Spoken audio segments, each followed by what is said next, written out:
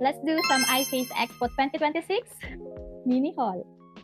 Face first time expo event nila at ayun, bago ka nga makapasok dito sa event na to is kailangan mong naka-register online dahil napaka-stricto nila. So we attended day 2 dahil nung first day nga medyo may kaguluhan nga doon ang nangyari. So thankfully tama yung araw na napuntahan namin. So random products lang to guys, and some of these mga talagang mga sachets and all of that lang naman. Pero yung iba, grabe yung ibang brand na nagbigay ng mga samples nila for us to try. At ayun, para ma-share din sa inyo kung ano yung meron sa kanila. So tara, let's start this.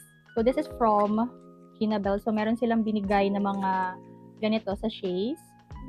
Ano kung kita nyo yan. So ito, Revox. So ito lang binigay nila sa atin. So it's ref magnet at saka ano ba to, sticker. Yan. So hopefully on their next event is product na yung ibigay nila. Kasi paano natin ita-try yung mga products or paano natin i-promote kung ref magnet lang nila. And this is from Posh. So cute. Ayan, first time ko lang nakita tong brand na to. It's a acne pimple patches. Yan, super cute guys. And may mga design siya. And this I think is for mga Gen Zs out there. This is from Caroten naman guys. Full after sun tissue face mask. From Urban Care. Yung mga binigay nila sa atin, mga samples ng kanilang conditioner and shampoo with some stickers. Skin by BYS. So meron na naman tayong sheet mask. So next brand is this one. This is from BYS. So meron silang binigay na color palette na matte. Ayan. And this one is Blur Quad Powder. So gagawa na lang natin ng mga separate videos itong mga to guys. Diba? Napaka-generous na mga full sizes. At kung bibili niyo siya sa Watsons, $799. At ito, di ko alam, nasa 200 pa siguro to. Bioten. So, ito yung mga binigay nila sa atin. So, dalawa yung binigay nila with this one. Super cute nito, guys. Kung makikita niyo sa event, may mga ganitong clip.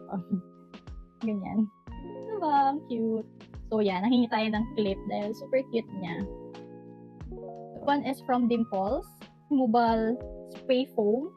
Yan. This is from Dimples. So, first time ko lang din nakita tong brand na to.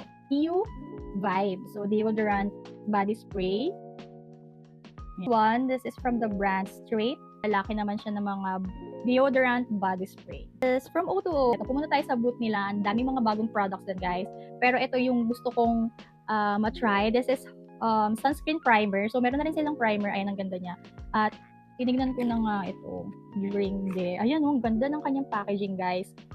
So, ita-try din natin to. This one, wet brush. This comb sa online. At ito nga, luckily meron dito sa iFace. So, ayun yung price niya sa Watsons.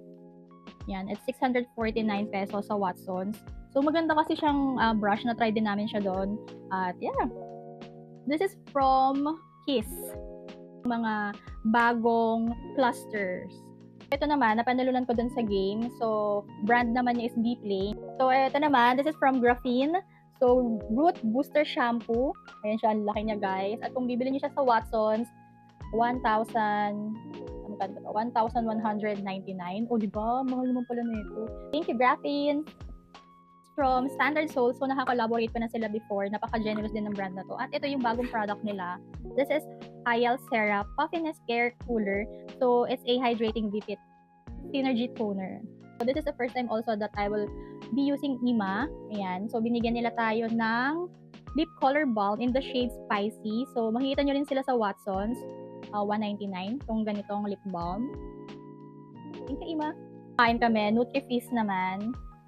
With prebiotics. Cola naman siya. For the context, this is from Skin Never.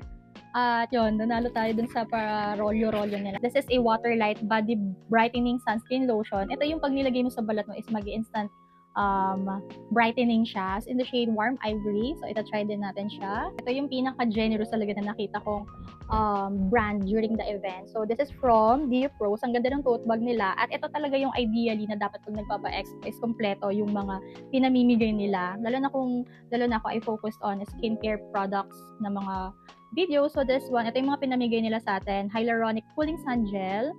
Available din siya sa Watsons. So, this is $890. Black Revital Cream. Yan. Right next is UV Sunblock Cream. Yan. Premium Diopros. So, makikita nyo rin siya sa Watsons, $350. And last is this one, Green Caviar Cream Moisturizer. overall experience, sobrang na-enjoy namin mag-asawa yung event. So, nagdala ko ng +1 since pwede kayong magdala ng +1 pero dapat invited siya na content creator during the event. Much iFace Expo at sana huwag kayong tumigil na gumawa ng mga ganitong event dahil for us content creator na kailangan talaga ng mga ganitong mga products to feature in our feed. Ang laking tulong ito sa pag-build ng mga folios namin. So, yeah, thank you so much iFace sa lahat ng mga products and sa brand na nandoon.